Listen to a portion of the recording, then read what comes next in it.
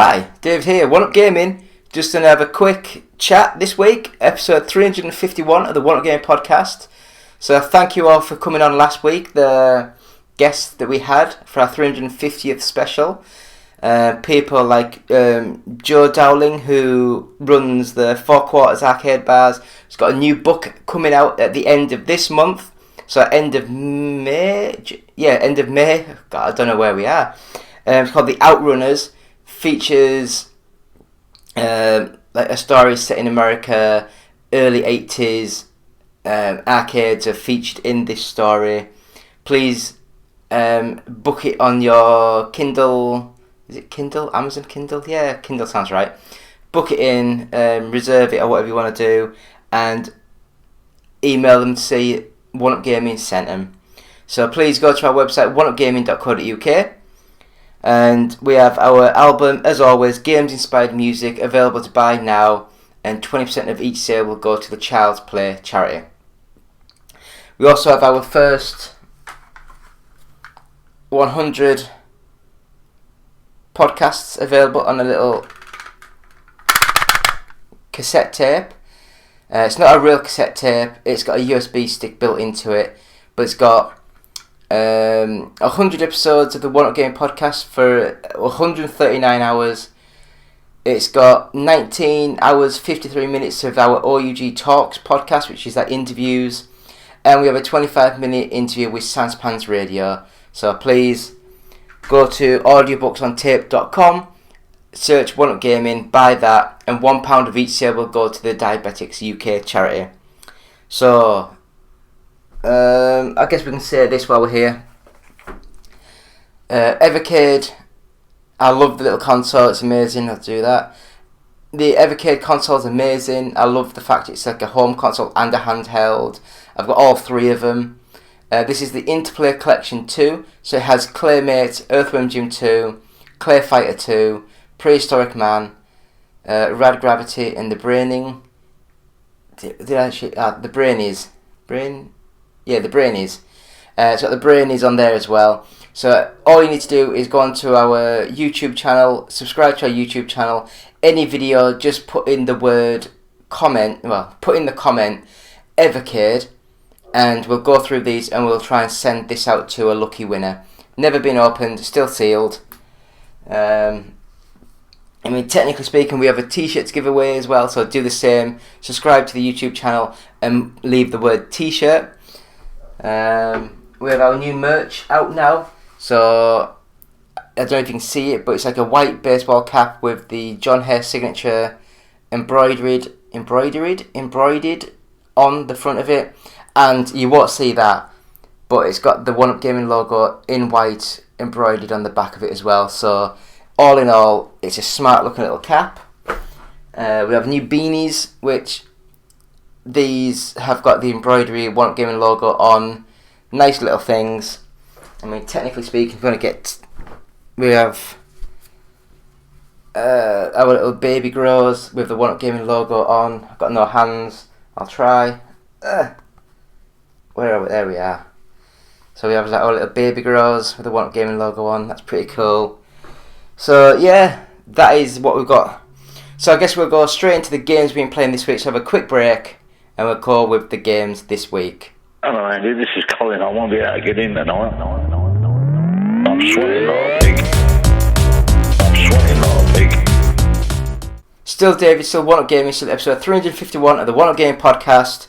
So first of all, the first game we played this week was War Mongrels. Now, this reminds me of was it Commandos HD remake that I played recently? Very strategy, thinky man, hard as nails, top down, really gorgeous graphics, and you sort of like select where you want them to go, what you want them to do, and it's a really good, hard as nails game. This reminded me so much of that, but it just looked amazing, absolutely gorgeous.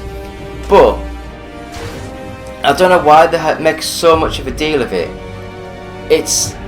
You have to press L1, then L2, then hold back the left button to bring up a wheel, then you have to select which one you want, then you want to select whatever that one goes to, then you want to press other buttons to get that one to move, and then you want to select your man, and then tell him where to move. I was completely and utterly lost. I was completely gone. I had no idea what the flip I was doing, and it's balls hard, rock hard. I could not do it. But if you like a good strategy game, if you like something really hard, then I would recommend this. It's an amazing looking game. It plays well. I just could not work it out how to play the game. It was too complicated for me. Back to my retro roots, and we were playing Duke Nukem Manhattan Project. This one, it's like a 2D side-scrolly platform game. 3D graphics, so it's like a 3.5D game. Think of Pandemonium, that sort of thing. And crude humour, crude jokes. Not the best looking. It played okay. And I just think Duke Nukem as a game franchise has worn its well past its best. And unfortunately, yeah, the jumping weren't great, a bit floaty, weren't solid, things like that. You know, if you're playing these sort of games, you need it to be a bit more snappy, a bit more like Mario, where you know what you're doing, you know the jump circle, you know the jump arc. Duke Nukem Manhattan Project, it just didn't seem as good as like the proper 2D platformer games. It's those like, do you know like when they did the Sonic 4, which was like a 3D engine but built on a 2D plane? Everything felt a little bit more floaty, a little bit more, just not quite as tight. And that's the case here.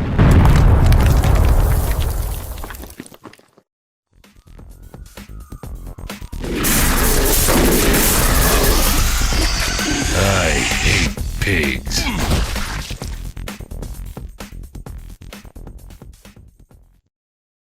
So next up we have Horizon Chase 2. Now this one's a weird one because when I played this, I mean, it looked a little bit nicer, but if I was to give Horizon Chase and Horizon Chase 2, I'd be very hard pushed to be able to tell you which one was which. Now don't get me wrong, the Horizon Chase series is an amazing old school arcade style game built on a 3D engine that plays like the old Outrun sort of games. More of a circuit based game. You have to collect icons, you have to collect fuel, you have to collect turbo, that sort of thing, and you go through each world. I think it's like 3 levels per world, you've got to go through them all, and it looks gorgeous, it looks absolutely stunning. I played it on my iPhone, I think, or was it my iPad? I don't even have an iPad, I don't know why I said that. My iPhone or my MacBook, it was one of the two. But Horizon Chase 2, amazing little game, I loved it.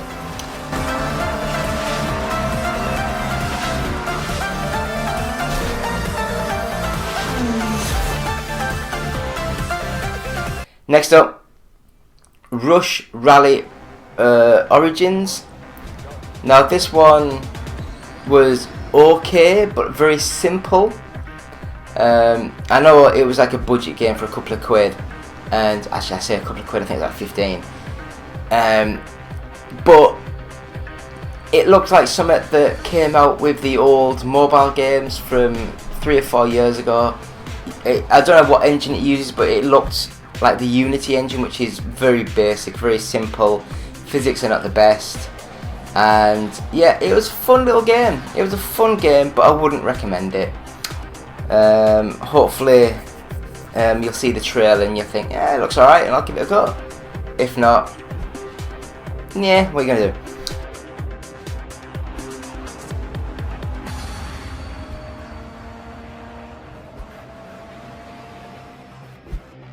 Next up, House Builder. Now this one, it's like all these other sort of games where you have to, like, open world, do things like the house cleaner thing, the spray, the power wash simulator, that sort of thing, PC simulator, you know, that sort of game. They're all a bit janky and a bit weird, not the best graphics, but they play quite fun and they're quite addictive. This one, I loaded up the first level. I was doing a virtual Teams meeting at work, which, if anyone's at work's watching this, I wasn't really. but I was like in the meeting and I didn't quite read the intro instructions to the game. And as I was playing it, it was like I had like half an hour of just walking around in the freezing cold, not knowing how to pick up little tiny bricks of ice to make like an igloo, and I ended up just freezing to death, and I had no idea what the hell I was doing. So maybe I'll play it again, maybe I'll read the instructions, maybe I'll watch the intro, who knows. But the video that we got up on our YouTube channel, I apologise, I was atrocious.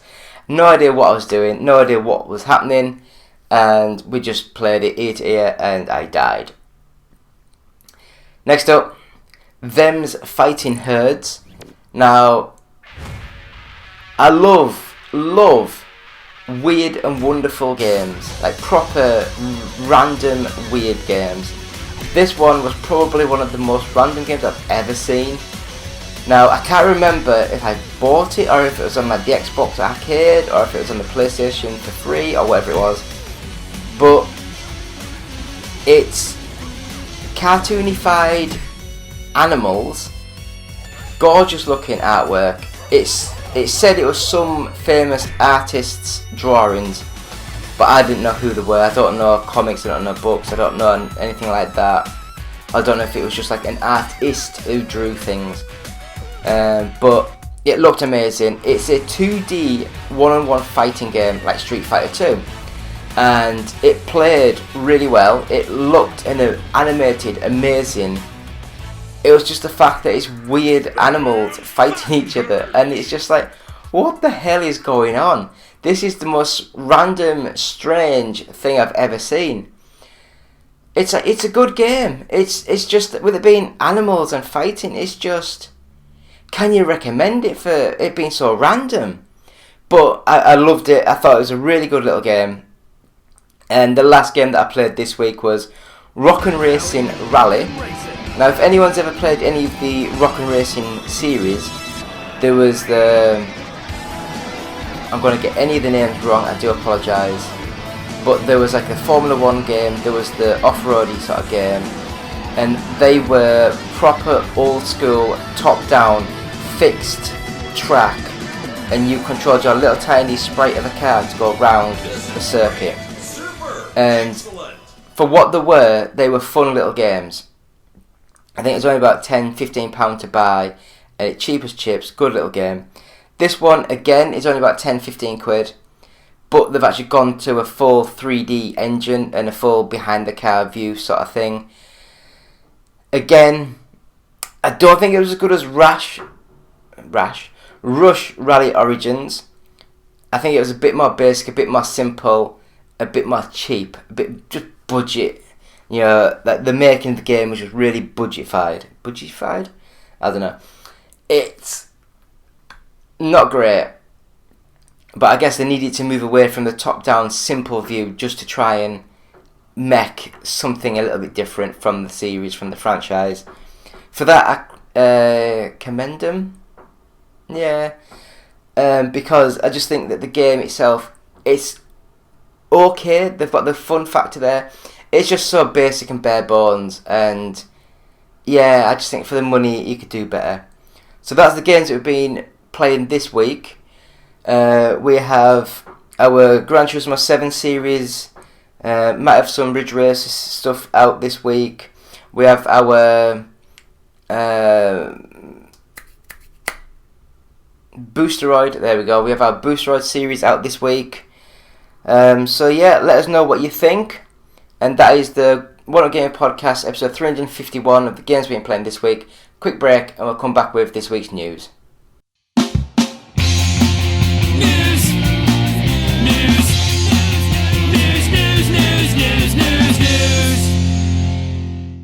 And we're back, still me, David, still One Up Gaming, still episode 351 of the One Up Game Podcast. So we're going to go through a bit of news this week. If you haven't watched last week's show, please go back. We have 3 or 4 amazing guests. I say 3 or 4 because we have 3 amazing guests and we have Eddie. So I guess we'll just go straight into the news this week. So first bit of news we have is the Super Mario Bros. Movie comes to digital platforms on the 16th of May, I believe it was. Yeah, Super Mario Bros. Movie is coming to digital platforms May 16th. Universal Pictures Home Entertainment confirmed today that fans can download a digital copy of the animated video game adaptation from the comfort of their own home. The film is already available for pre-order on Prime for $29.99. Jesus Christ! How much is it in the UK? And the page says it'll be on the platform tomorrow at midnight. Previously had May 9th listed as the placeholder date for when the movie would be available to stream on the service. The Super Mario Bros. Movie has been an inarguable success. In its first month of theatrical release, it raked in over $1 billion at the global box office, becoming the 10th biggest animated film of all time, not to mention the 7th biggest Universal film of all time, surpassing Jurassic World Domination, which is absolutely shit, and the original Despicable Me, which is like old. But yeah, what do you guys think? Do you think that the Super Mario Brothers movie is a good movie, or do you think it's just people are idiots and they'll just buy anything that has the word Nintendo on it? Which, if you're American, shame on you. Shame on you. Because that is the case from what I can see with a lot of things. Anyway, next up. Xbox's Activision Blizzard deal is approved by the European Commission. The European Commission announced on its website that it has approved the proposed acquisition under the EU merger regulation. The EC reached similar conclusions as the UK's Competition Markets Authority that the deal would not harm the console market but could harm cloud gaming, but was satisfied with Microsoft's proposed remedies for these concerns. Improving the cloud gaming market. And the commitments offered by Microsoft fully address the competition concerns identified by the Commission and represent a significant improvement for cloud gaming as compared to the current situation. So yeah, they're saying that they can see Microsoft have a understanding of what they're doing. They're allowing to give licenses to a lot of the Activision Blizzard games to any cloud streaming platform that wants them. So it allows more games to be played by more people, by more services, which I do love the idea of that. But yeah, this is way too complicated for me, so we'll skip a lot of the details, and yeah, I just don't know what's going on. We'll have a quick look at the next bit of news, and that is Lord of the Rings MMO coming from New World developer Amazon Games. Didn't New World get... I don't know what's going on. New World developer Amazon Games has partnered with Embracer Group's Middle-earth Enterprises to create a brand new MMO based on The Lord of the Rings.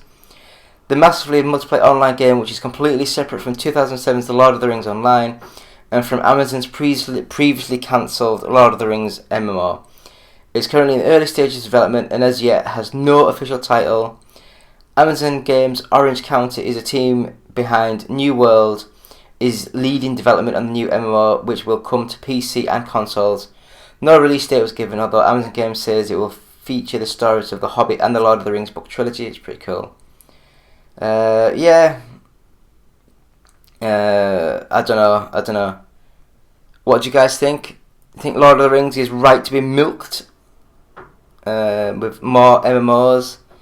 I think a lot of people want the MMO sort of style game to work because it's you pay monthly, you add content monthly, it's all that sort of jazz. So next up, the IGN did an interview with Amazon Games CEO on how the reborn Lord of the Rings MMO will learn from New World. The last 4 years has been a long road for Christoph Hartmann. Since becoming Amazon Games CEO in late 2018, he has been witness to cancellations, layoffs and rumours of internal clashes.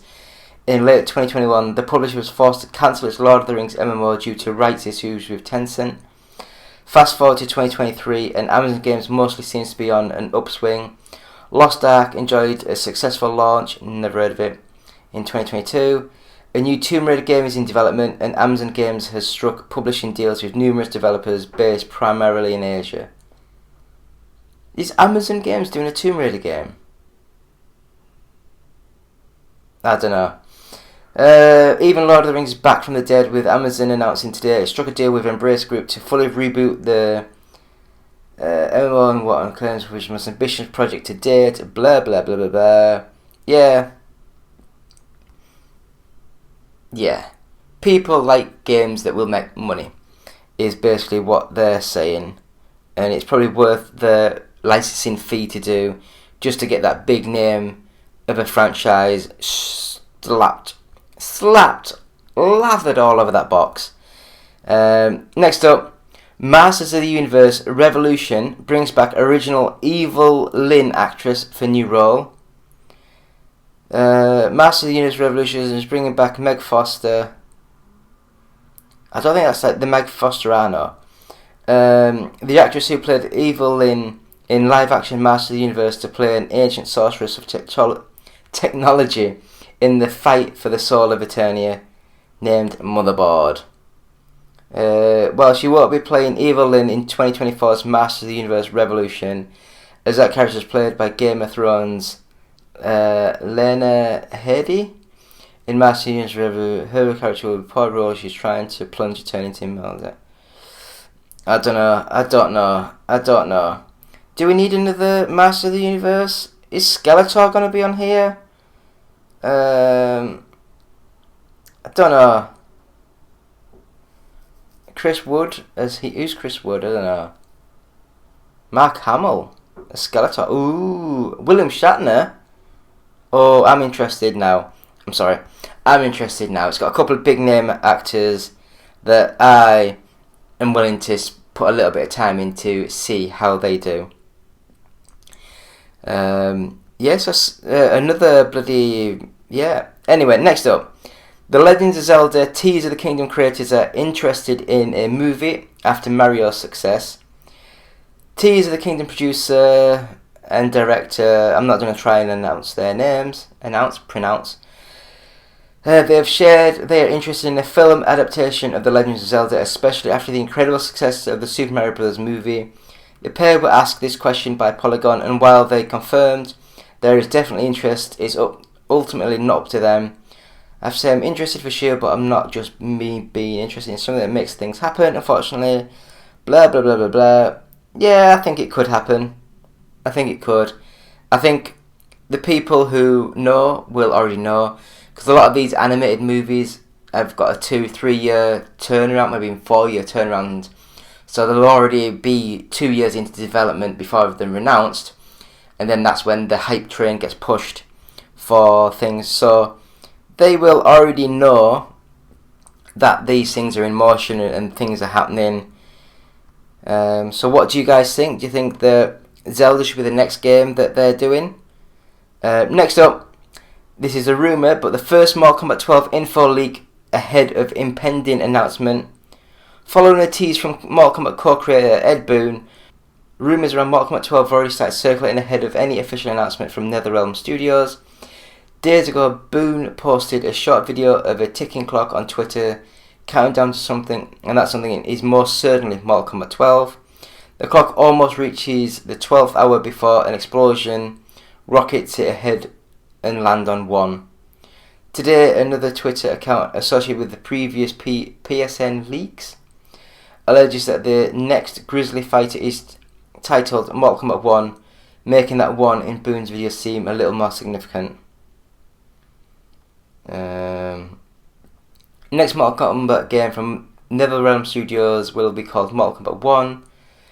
It'll come out on PC, PS5, Xbox, Premium, Collectors, Nintendo Switch, and then the other collectors. $250? Fuck. No.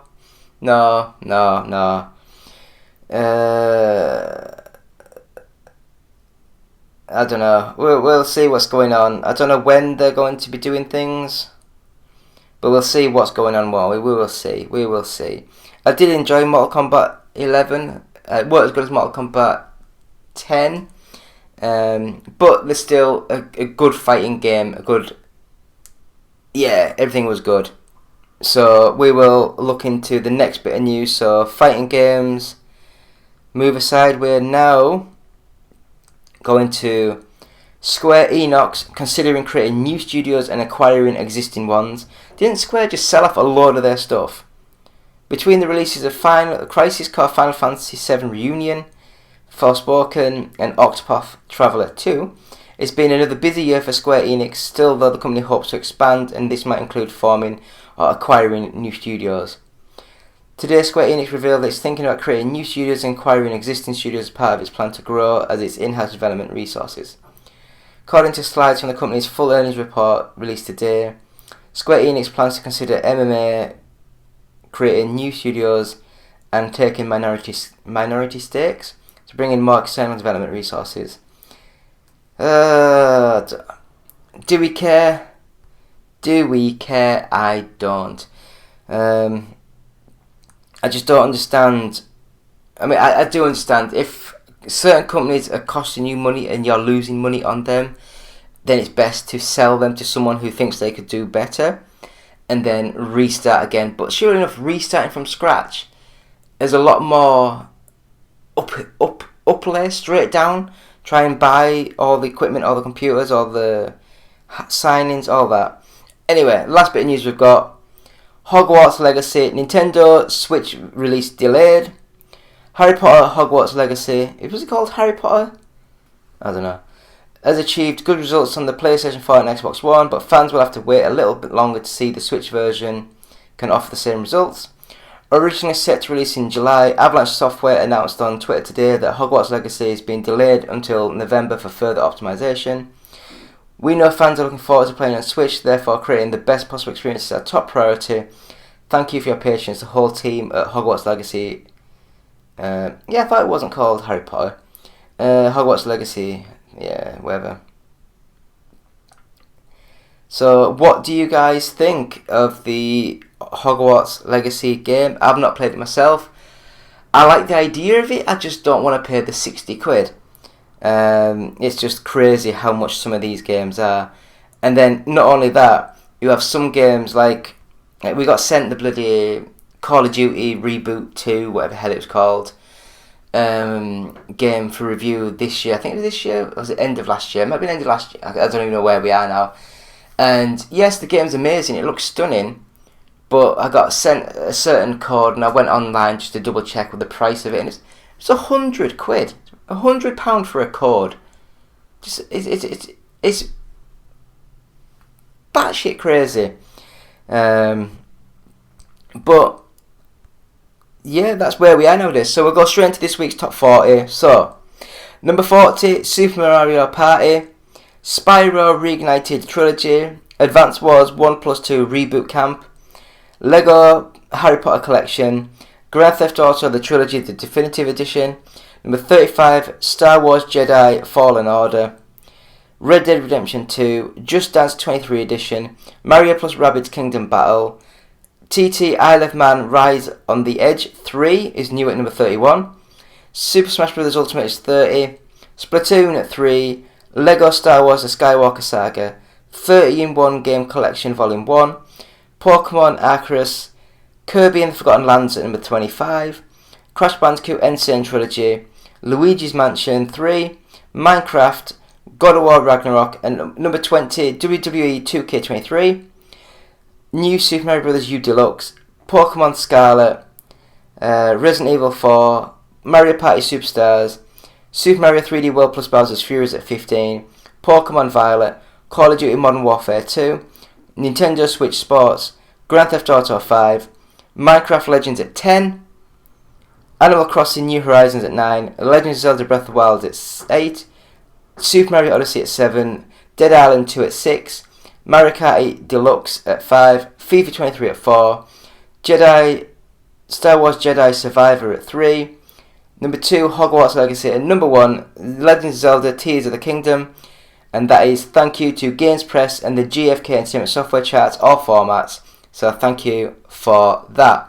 So that, my friends, is episode 351 of the One Up Gaming podcast. So again, please check out the website oneupgaming.co.uk. Check out our YouTube channel. Go to our Patreon site, which is patreon.com/OUG. Look at our t-shirts and stuff. Just go onto our YouTube channel and it's got a store. and there's a load of stuff there. Our games inspired music is available now. Please subscribe, download it, buy it. 20% of a go to Child's Play charity. Audiobooksontape.com has our first 100 podcasts available, and you can buy that, and £1 of the sale goes to Diabetes UK. We're on Facebook, we're on YouTube, we're on Twitch, twitch.tv/OUGofficial. If you want to tweet us, it's at OUGofficial, and if you want to email us, it's contact@oneupgaming.co.uk. So it's been me, David, One Up Gaming, saying thank you all. 351 in the bag. Good luck, Godspeed.